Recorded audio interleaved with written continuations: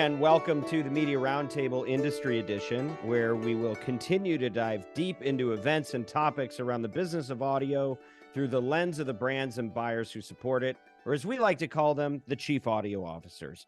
I am your host today, Dan Granger. Glad to be back with you all. We're sad to miss James Cridlin, who runs Podcast Business Journal, among other publications. He's out traveling this week. But he'll be back soon, and it's okay because we have an all-star cast here with us anyway. We have one of the crowd favorites here, Mr. Neal Lucey, EVP of Strategy and Insights. Welcome, Neal. It's great to be back. I feel like I'm following in the footsteps of Giles, who's been on this show a lot recently. So it's been a few times for me that I haven't been on. Well, you guys are like the president and the vice president. We don't like to have you guys in the same places at the same time. We have armed guards protecting both of your brains. So we're glad that Giles isn't here, even though, by the way, I was on a long-term campaign to get Giles to even show up on the show, which he would never do. And now apparently he's doing it all the time to your detriment. But and he's hosting. That's okay. Oh yeah, and he's hosting. Of course, of course. That's our Giles. Okay. By the way, welcome, Kyle. Nice to hear your voice. Head of senior director of client strategy, and of course, the editor-in-chief of The Influencer, which he's been stewarding for many years. Welcome, Kyle. Salutations. Good to be back. And then we have the great Julia Palermo, who's impressed many people since her first debut on this show many months ago. She is media buyer and planner extraordinaire. Glad to have you with us today, Julia. Thanks for joining. Thanks, Dan. Excited to be here. I think this may be our first podcast together. Is that true? I feel like we've done this, but okay. All right. Well, let's see how it goes. Let's see, I will tell. How it works. If you have notes, just put them in the chat and I'll try not to get offended, but would love all the feedback I can get. All right. Welcome, everybody. Let's get down into the main stories of today. Neal, you've got something to tell us about. Looks like brand advertisers are having a moment in podcast. What's the situation and why is this important? All right. So the IAB released the second part of its 2023 revenue report. And the report shows a significant shift to brand advertising. It's actually been kind of growing over time. So brand advertising is now representing 61% of podcast spend. The other thing that was interesting, and it's a big change, a really big change year over year, is the adoption of brand safety and suitability. I know that you're going to love that, Dan, but it was around in 2022, those were in the 30s. And in 2023, they were both above 60% usage by publishers. So I'm not sure if that's by the marketplace in general, but publishers are definitely getting on board with brand suitability and safety. And, I think we highlighted that Pierre Bouvard did a really good job of delving into the potential implications of what it means to have more brand advertisers coming into podcasting, something that we think is important for the performance advertisers to hear as well. He talked about broad targeting, more emotional and entertaining messaging, the brand's safety and suitability, and a measurement focus that would shift more towards kind of more brand metrics versus performance metrics. I might disagree with them a little bit on the measurement because I haven't found yet a brand advertiser that doesn't want to measure short-term performance. So yes, they want to build those memory structures, but they also have to drive sales today. So I think that that's one thing that I would call out as a slight difference with Pierre that I have. Yeah, it's an interesting topic on a number of different levels. There are clearly massive implications for the industry because, the business we got into a decade ago was all performance marketers and people that want to see immediate payback, right? And so to see the shift in the diversification, like on the pro side, it's good because it provides the bigger dollars the industry needs to get the attention that it needs. I remember 5 years ago, some of the publishers meeting with all the big ad agencies just to get them to create a line item where they could start to allocate spend and recognize the channel, right? So like that's good because it's oxygen for quality content, and helps the industry move forward. On the other hand, what are the downsides of this? Well, if you're a performance marketer and everything that you're dealing with is now catering to the brands, we had a publisher, one of the large ones, I'm not going to say their name here, but we didn't work with them for years because they just didn't care about anybody who was measuring response. Now, they ended up coming around and designating resources to work with agencies and brands like Oxford Road and the people we represent. But it took them a while to get there. And what I hope doesn't happen is that the brand marketers really start to pull the industry away from the opportunities that are going to be needed for a campaign to actually drive performance, whether you're measuring the performance in this quarter or you're doing a media mix model, looking at it every 90 days, whatever you're going to do, at some point you have to figure out what was the impact on my business. And so it's a tug of war that these two forces have with each other. So Neal, what else do you think about, what you see as like the threats or opportunities when you see the shift with brands now winning by share? I mean, there's a few things. There's a lot in this report. So we just tapped the surface of it. I mean, they talked about like 90% of the advertising is now DAI. There's a large shift to like 30-second units away from the more performance focused 60 plus units. I think the IAB gives away their perspective a little bit in terms of where they see the opportunities, and they talk about programmatic. Because of the scale and precision it offers. I'm not sure it offers scale. I don't know if it always offers precision. They talk about audience buying, and oftentimes we find that we buy against audiences that doesn't actually do as well when we do more broad-based buying. And then they talked about video and AI.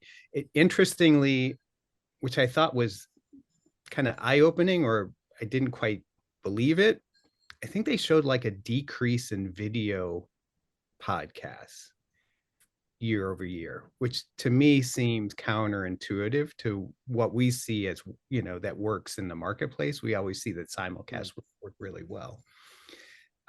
So I think that they didn't mention anything about host endorsements and the importance of those. It was really more like it's a digital medium. Focus, look at it from a digital perspective. And we always talk about podcasts being in a funky place of being digital, but sort of traditional at the same time, or linear. So I'm gonna throw out the two big concerns I have, and then I'd love for Julia, you to react from the position of somebody who works with all the publishers, and Kyle, I'd love for you to react as somebody that works with a number of brands of varying sizes.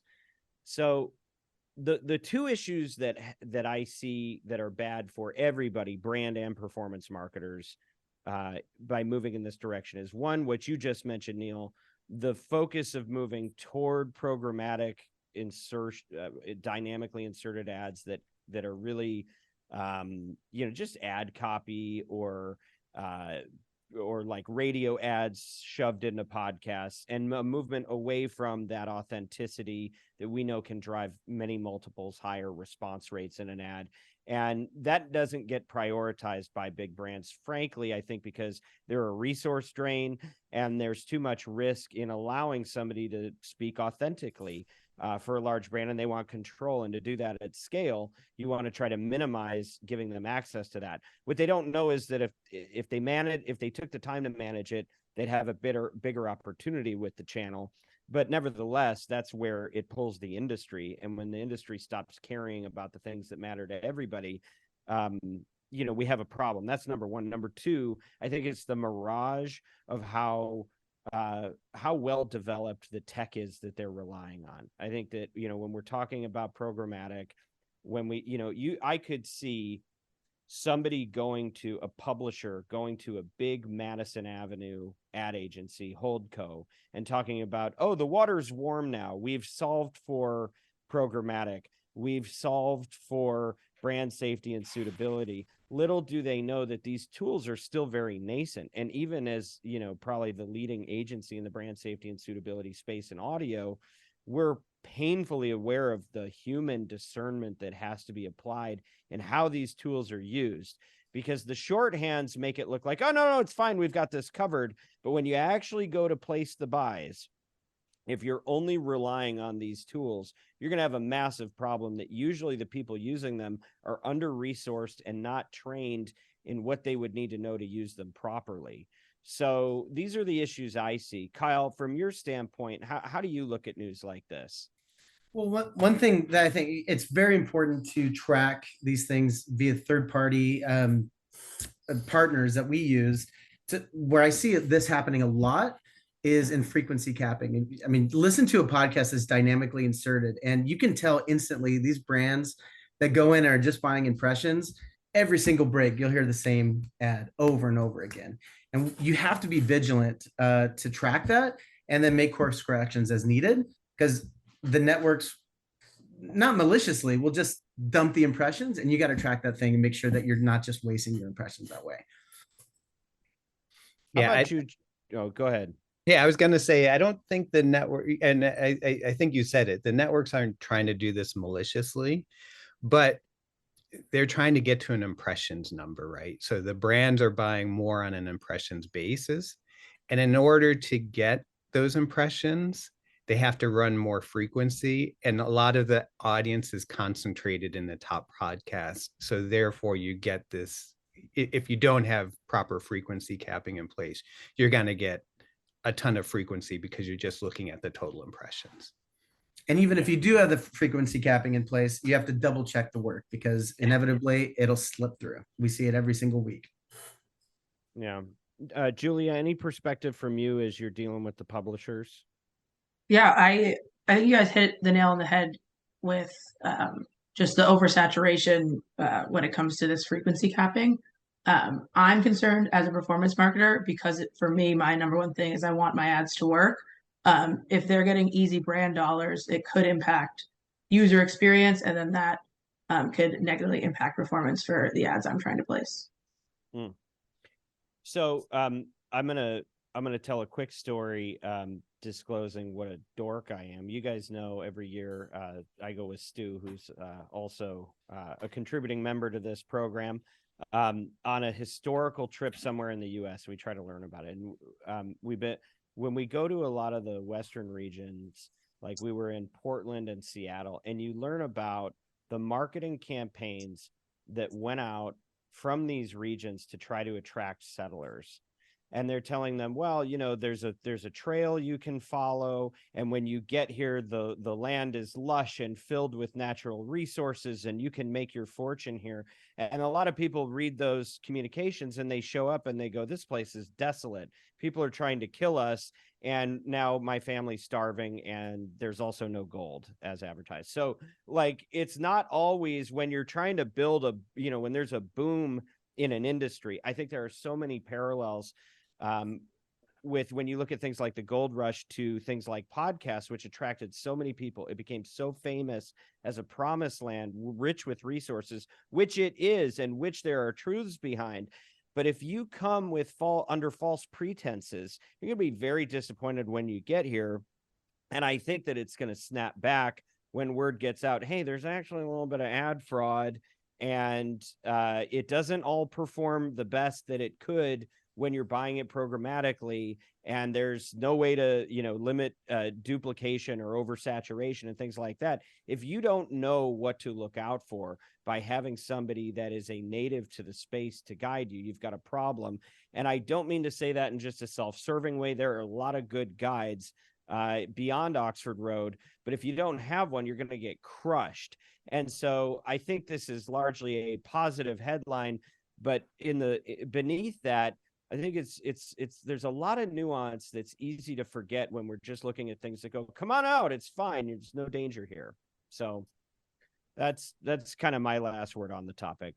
Let's and like Oregon, a lot of hipsters in podcasts as well. So there's a lot of hipsters is rich.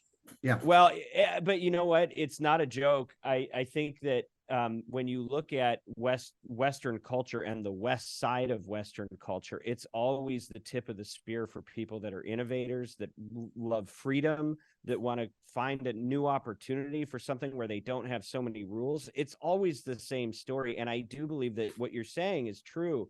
That's what has made this medium special. It's not through conformity. It's not through mass production. It's from the uniqueness of pioneering voices that wanted to come here and do something that was different. And that's what we're working so hard as an organization to promote and to protect, is to hold on to the good parts of what brought us here, while we're still trying to expand it out and create opportunity for growth. It has to be a sustainable growth. And right now I feel that, there's a lot of people that aren't paying attention to that, and it concerns me. All right, here's a new one from our friend Bill Gates. Speaking of the Pacific Northwest, apparently about 5 years ago, Bill Gates's private office, I know there's a lot of room to go in other directions here, but his private office spun out a new technology called Pix that uses AI to drive recommendations through an app. Show me more things. It's sort of like Pandora for other types of media, like movies, TV shows, books, and of course, podcasts. So users can now interact with Pix through text, email, voice commands, and receive curated suggestions based on what they like when they want to have something that is like what they like. And so what is the impact potentially for us if you just reduce it down to the audio industry? What's the importance of this here that you guys see? Kyle, you got something on this? They call me a skeptic. I think this has something to do with population control. I'm not certain here, but frankly, it seems very interesting. But podcasts, I think, has been built by word of mouth and referrals. Like, hey, I listen to the show, you should too. Podcast does an amazing job too, I think, of bringing other hosts on shows that you like, and it's like, oh, this guy happens to have a podcast as well, and it kind of spreads organically. This is interesting. I don't know if anybody would use it though. I don't think I would. I don't know. What about you guys, Neal? Well, I think besides population control, I mean, we've got to acknowledge it's that. A fair right? argument. Yeah. I mean, I think there's value. Like, I don't know. I'm one of those people that goes on Amazon Prime, scrolling through movies, or there's 4 million podcasts, which I listen to.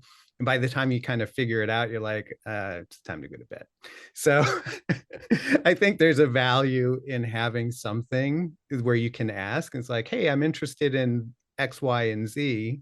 Can you suggest some things for me to listen to or watch, especially if you're new to podcasting and you like, you've heard about it, you're not quite, have adopted it, but you have an interest, and a recommendation engine can help you find content that would interest you, and then you can go from there. Yeah, you bring up a good point. I can't tell you how many times Mrs. Granger and I have been agreed that we want to watch something, but then my analytical mind wants to go through every subscription that we have and see what the most interesting things are for that day. And by the time we finish this process, a lot of times she's no longer interested in watching anything. And so I'm for this in all types of media. I would love to see it in podcasts. I don't believe the functionality is smooth yet. It would be really nice to see something like this that is native inside of the applications where you're consuming the media. But certainly there's a lot of headroom and discovery in podcasts and other things. Now, how do you actually do the Human Genome Project type of evaluation for podcasts so that the recommendations are really going to be on point? But I think this is where it has to go. And I think we've talked a lot in the past about smart speakers, and I think this is just like a feature that we're going to see that will be ubiquitous in the future, where it's like, okay, you just finished an episode of something that you like. You just heard the last episode of Pivot, and you're like, okay, Alexa, Siri, whoever, I want to hear more podcasts like this. Well, okay, great. Does that mean you're going to want to be more towards Scott Galloway or Kara Swisher? And do you want a shorter version or a longer version? Are you interested in the topic they were talking about or the way that they talk about it? Does popularity size matter? Do political views matter? Do you want to find somebody that agrees with your views? I think that these are things that are going to happen without a doubt. But I think we're so early in the process and it's so disjointed right now that there could be a good third party to use. Most people wouldn't take the time to cross over between apps to use it. So I think he's onto something. Something tells me this is probably something he just wanted for himself. And I'd love to try it, but I don't think this is going to make a huge impact. I do think it will be an incremental benefit to the industry for consumption when people realize that they have to push fewer buttons to get to more things that they want. That's going to increase time spent with the medium and introduce shows that might not otherwise get a look. Until, of course, we start advertising other shows in those feeds, and consumers don't really know if it's based on their organic preferences or somebody that paid for the placement. But time will tell. All right. Next topic. We're going to jump from a counterpart to Bill Gates, another entrepreneur by the name of Suge Knight. He now he's been incarcerated for some time. I believe it's since like 2015. I could be slightly off, but it's been a minute that he's been behind bars. He is launching a podcast, or has launched a podcast. So Kyle, can you tell us about this one a little bit? Yeah, we talked about this in last week's Influencer, and it's come from actually a Media Roundtable past guest, right? Dave Mays from. That's right. Yeah, Dave's a friend of the show. Yes, from Breakbeat Media, and they're literally going to be talking to Suge from behind bars, which is amazing. I'm tuning in. I want to hear what's going down. I want to know what really happened with Vanilla Ice over the balcony so many years ago. But what I think this really opens up is just the opportunity to be innovative in the type of audio content that we're putting out, or that we're able to put out through podcasts. Being able to have access to somebody like Suge while he's in prison is pretty interesting. And I think it just kind of gets my mind thinking about like, what's next? What else can we do? Maybe from beyond the grave with AI. I think that's definitely possible. We can start having Abraham Lincoln's podcast. I don't know. The Lincoln cast is definitely forthcoming. I think we're all waiting for that. But the difference is, Lincoln's probably public domain now. But for Suge, my understanding is, and look, I'm not a lawyer, but my understanding is you cannot profit off of your crimes. And where is the line on that? I don't know. I did light research into the legislation behind business ventures for inmates. And what it sounds like is that in California, where he's being held, my vague understanding, and you should definitely check with a lawyer if this is something you need actuals on, but it sounds like you have to get special permission and cannot earn more than $50 a week on something. And so I wonder, like, what is the real opportunity here, and why does he want to do it? Also, can he do endorsements, or is that immediately illegal? But I think to some of what we were talking about earlier, I think we all think that it's probably interesting to think that you can get access to somebody's perspective that never, ever, ever would have been possible in the world that we grew up in. At the time that any of us learned who Suge Knight was, there was no scenario in which he could be behind bars and on a media channel. So I think it's definitely like, this goes in the news and noteworthy category for me, as podcasts kind of breaking down barriers and showing new rules. Is this something that would be safe for brands? That may be a bigger question. And how much do the values that he's espousing in this show line up with their brand values? That can be something worth looking into as well. But if nothing else, it's just interesting to think that the medium continues to push the boundaries of what type of media is even available to consumers. As far as the $50 cap per week, I do know that you can pay in cigarettes for the endorsements. So cigarettes per 1,000 is the measurement that we use to buy this one, apparently. Cigarettes per 1,000. Very good. I also think we need to call out Collect Call is just an awesome name for this kind of show. I mean, couldn't have chosen a better one. Yeah, no, and I listened to maybe 10 minutes of one of the episodes, and I think it's the lead into it is very well produced. You'll hear some sounds you're familiar with, and yeah, definitely good marketing, and congratulations to Dave Mays for the innovation and pulling this off. Hopefully Shug isn't exposing himself to any sort of violations of the terms of his sentence in doing this, but from our perspective, worth taking a look at if somehow that is in alignment with your brand. All right, so tell me if you've ever heard of any of these companies: Indeed, Shopify, NetSuite, Headspace, Quip, Theragun, Postmates. You know, I'm not only the host of the Media Roundtable, but also CEO of a company called Oxford Road, and we are the world's leading independently owned and operated audio ad agency. And what that means is that we help great companies, many that you have probably heard of on some of the other podcasts that you listen to.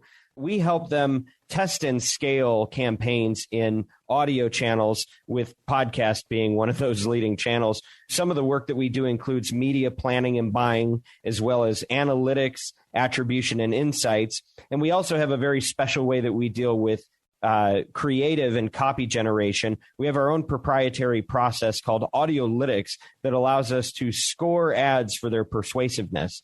If you're looking to be involved in audio and you want a partner that can help work with you to make sure that you achieve unprecedented ROI and massive scale, you should get in touch with us at Oxford Road. And by the way, the only reason that we're able to do the work of the Media Roundtable is because we have a great team at Oxford Road that supports us and makes it possible. So, you know, what we're doing is not just a podcast, but we're really trying to help brands live out their values and balance that with their business objectives, which is an increasingly hard thing to do in this world of misinformation and malice that's infecting so much of our media. But at Oxford Road, we don't want to just broker this stuff. We want to impact the industry for good. We want to raise the bar on what gets created. And Oxford Road is helping make that possible through the Media Roundtable. So if you're somebody that's interested in working with an ad agency or a partner on this type of work for your advertising campaigns, go to oxfordroad.com. It's easy to spell. And get in touch with us, or at least just sign up for our free newsletter, The Influencer. That's oxfordroad.com. All right. Let's get to some more stories, shall we?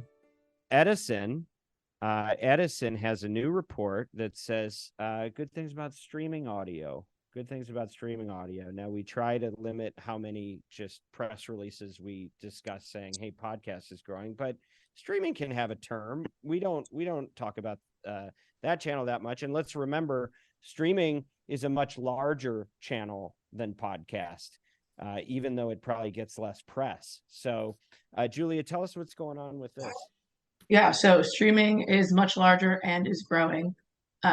They report that now 3/4 of U.S. adults have listened to streaming audio in the past month, which is a 74% increase in the past decade, which is just massive. And I think this is due to a lot of things, partially new technologies like smart speakers, and also, you know, post-COVID life, a lot of us listening at home, listening on the go, and just we're really, with podcasts, used to the convenience of on-demand listening, and to be able to on-demand listen to the radio has really grown the channel. And with that has grown a huge opportunity for advertisers. And on the buy side, we're seeing that with the sheer amount of impressions we're able to buy. And what's really cool that they pointed out was 78% of streaming listeners listen to ad-supported content. So there's a huge share of already a massive amount of people that are listening to the ads, and the data shows that streaming listeners typically find audio ads more relevant than they do on broadcast radio, because we have our different targeting layers that we're able to layer in there. And this kind of pairs nicely with another study about spoken word audio. And we are seeing record highs with spoken word audio, and audience size with nearly 135 million people, 13 plus, listening to spoken audio daily. And mobile devices are the primary listening method. So I was wondering with you guys, do you guys listen to streaming audio, and what's your kind of preferred method of consumption? Well, so yeah, I definitely stream. I think we're all probably streamers here, and I want to give a lot of credit to Neal, who refuses to skip ads even when given the opportunity. Thank you for your dedication to the craft that we're all committed to here. But Julie, I want to dig into these numbers a little bit further here. So, if I'm getting this right, 78% of consumers are now streaming, or what is the actual percentage of consumers who are streaming on a weekly basis?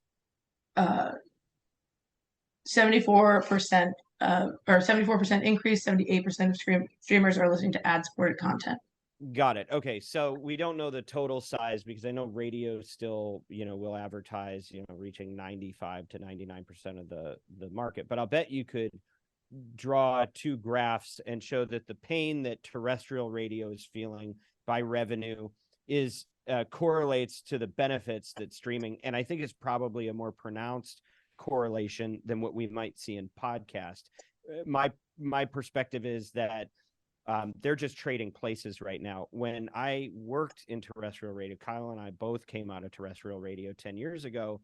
And it was interesting because streaming was getting packaged with radio ads. You would buy an ad on the air, and then we'd do a forced combo and make you buy a streaming ad in the same place because it didn't hit critical mass yet. And we were all kind of waiting for that tipping point when streaming would start to take over, and it would really be radio that was going to be the drag that was going to get packaged up.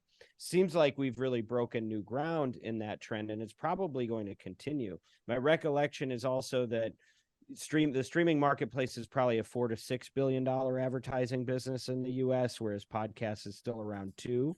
Both of them together are still only about a third of the radio pie. So consumption is growing. Monetization hasn't quite caught up yet. It seems like there's a lot of headroom in the channel. Neal, did you have something on this one? Yeah, I was going to point out a couple of things, and I think it was because there's a couple of different studies. They also talked about there's a ton of subscription streaming that occurs, right? So Yeah. in the study, there's a little bit of nod to potential subscription fatigue, where people were not going to continue with subscriptions, where people that stream audio accept the advertising, so they don't mind it as much. So it maybe is not as important to pay the subscription to skip the ads, even though I won't pay for the subscription because I need to listen to the ads. So I thought that was interesting. And then the other thing that I thought was interesting was there's still a lot of ad consumption that is among the subscription population, because if you're listening to a podcast, for instance, you're getting ads anyway. So even though people are subscribing to Spotify, they're subscribing to Pandora, there's still ways to reach them through advertising. Well, and the other thing, I think you bring up something that's important for anybody that actually geeks out like we do on these numbers. When you look at the audio pie in the last decade, it has not grown that much for advertising. We see a shift where radio bleeds streaming, and that waters the seeds of podcast and streaming. However, what it doesn't disclose is how much the subscriptions have eaten out of that pie, because there's no question with Pandora, Spotify, and perhaps a few others like Amazon Music, they're getting tremendous revenue that the ad universe would kill for. But I think it's actually the aggregate growth of the channel is being held back by how many people are buying their way away from some of the ads. But you're right, there is crossover. You can still reach people there. It's a great channel. One of the hard parts is measurement. And with that, I want to throw it over to Kyle. Kyle, you probably have some perspectives on this whole topic, but streaming is a factor. And I know your boots on the ground working through the challenges of proving out its efficacy on a daily basis. So do you mind commenting on both the macro story and the challenges and solutions and measurement? Yeah, I mean, for years we couldn't make streaming work for our performance marketers. Like, people in the how'd you hear about us post-purchase surveys, they weren't clicking streaming. Frankly, I don't think they could distinguish between the two. It's like, well, I'm listening to radio. But since pixels have started to take over and given us the ability to track, in the last 2 years, we've seen phenomenal growth for performance marketers that are using pixels to be able to track not only the placement of the ads, making sure that they're going where they need to be going, but also being able to track performance. And it's opened up the door for a number of things like creative testing, geo lift studies. It's really, really amazing. We're doing some really cool and innovative things. We'll probably see some white papers coming out here in the coming weeks and months. But just being able to track this channel through pixels has opened up a door at a number of different levels. That's very, very exciting for performance marketers I'm working with, for sure. Yeah, there's no question. I was talking to a brand of some size earlier today who has really struggled with that channel. If you don't have a pixel, you got a big problem. And to your point, the confusion is overwhelming when you start to survey people. Surveys, we've been big advocates for just asking people how you heard about us. And normally that is, if you have the right instrumentation, you can get really precise numbers on things like radio and podcasts. But when you get into streaming, it's a mess. People don't even know what are they listening to Pandora? Are they listening? They think they're listening to radio perhaps. So it gets very, very confusing. And in the Pixelgeddon situation we're all facing, I think it's going to continue to be challenged. And your media mix model isn't going to be much help here either. So it's dangerous terrain from a measurement standpoint. But I think, we, just to underscore what you're saying, we have had a bit of an epiphany in the last few years at how powerful it actually is for performance if you can create the right instrumentation to measure that. Well, I think that brings us to our final, one of our final stories. We're going to wrap up in about 10 minutes here. If your brand is you always have to take risks, and sometimes brands may be playing it too safe. Neal, sounds like there's some new research on this. Do you mind sharing a little bit? Sure. This research comes from Odyssey, so they may have some interest in in the outcome of the research, so take that with a grain of salt. But it was about it was a study on brand safety and suitability in podcasts, and some of the common, I think, assumptions that marketers make were challenged. In particular, like true crime, controversial podcast topics, are viewed positively by listeners. I mean, true crime is a top 5 genre, so the popularity of true crime can't be denied. But advertisers can be cautious about those environments. So while the consumers are listening, advertisers say, "Oh, it's true crime. I don't want to have my message associated with that content." Where the consumers are viewing or listening to that more from the mindset of they want to learn something. There's an interest in finding out more about like what happened, how it happened, versus that it was that it's a crime related podcast. So I think it underscores that sometimes as marketers we can sometimes forget the consumer, or we put ourselves as the consumer and we're not the consumer. So I think there's value in the study, and I think we have to remind ourselves that consumers may listen to content differently than we do, and if they're listening to it, they're listening to it for a reason, and it's a place that we can advertise. This is such an important topic, and I'm going to just repeat a point that I think needs to be made over and over for about a decade by a lot of us in this industry so that it sinks in. The big problem with brand safety and suitability is that it's motivated by fear, and the ways that most people react to it is through exclusion and knee-jerk reactions that are more reactive than they are strategic.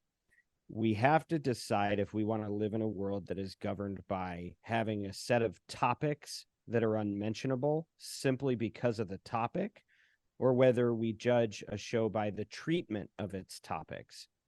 I am a staunch believer in the latter. I think we have a pretty good consensus around that at the agency, that if you have, what happens when we live in a world where you can't use words like Trump, Biden, COVID, Israel, Palestine, abortion?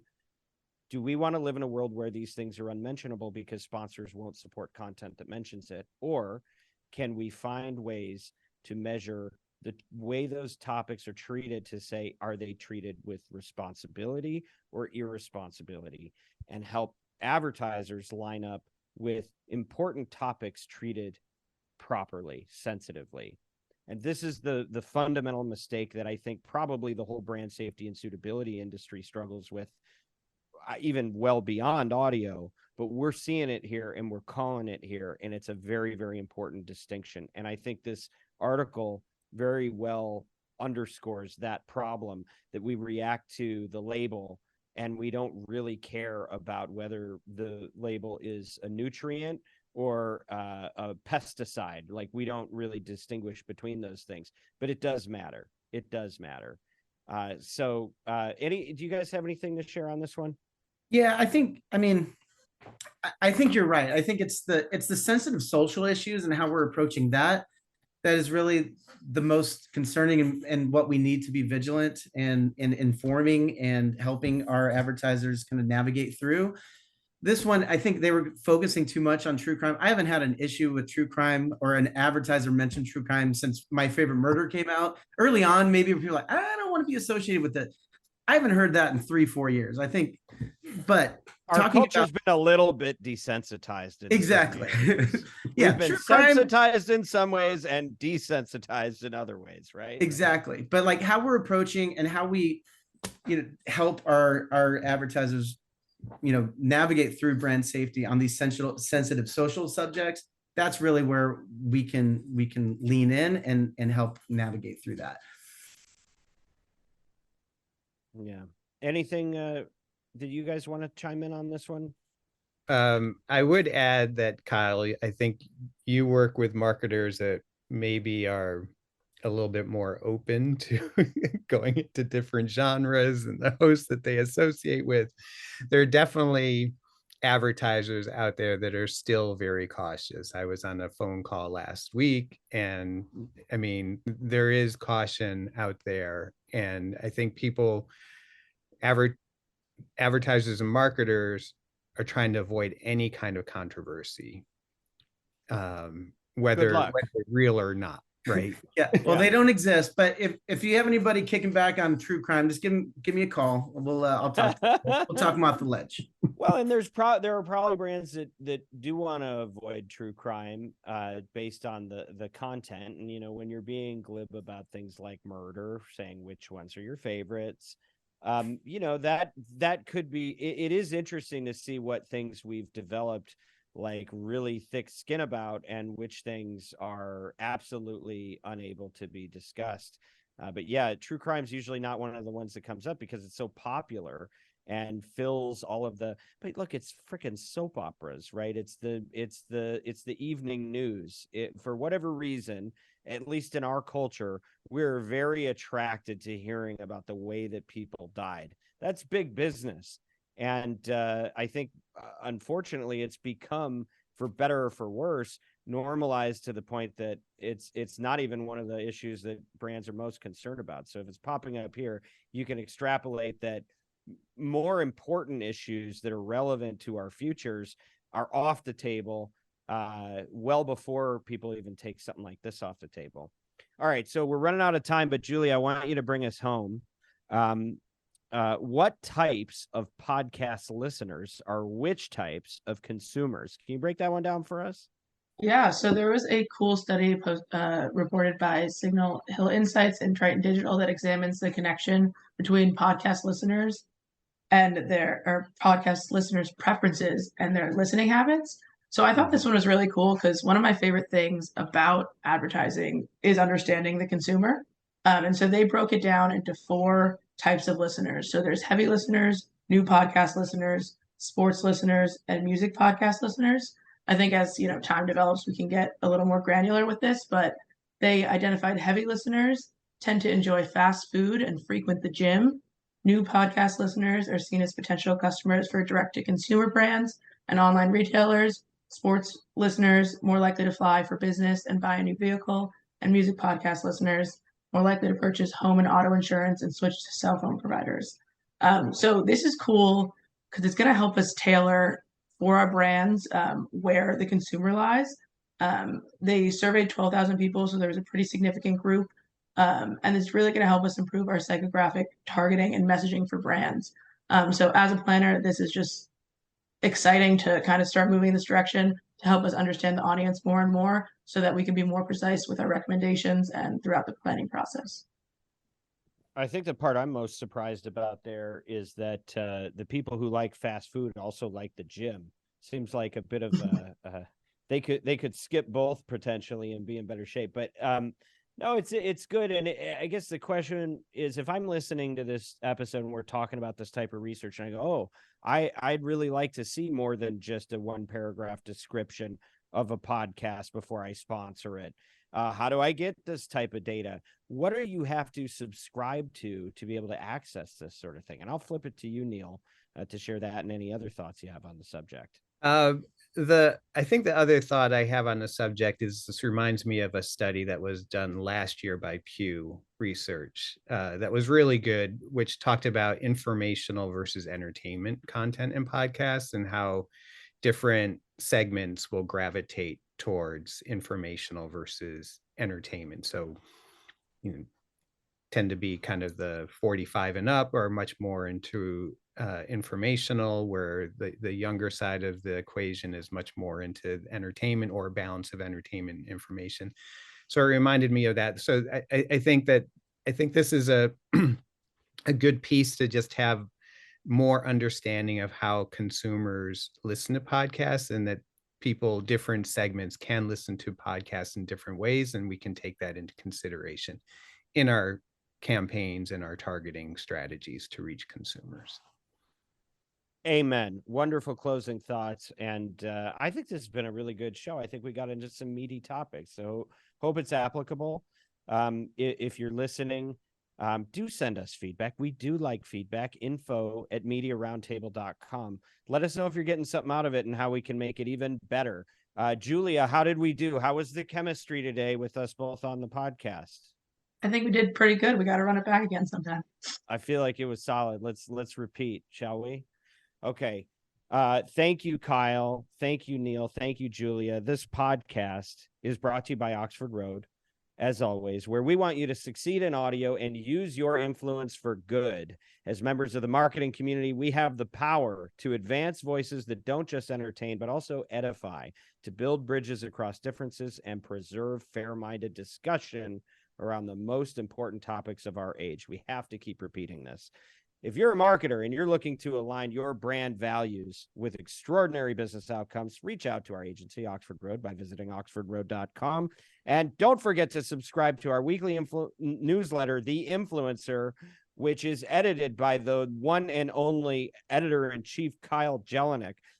And thank you to everybody who helped behind the scenes, Bianca, Haley, Everett, and the team at Podcast One. And as always, influence responsibly.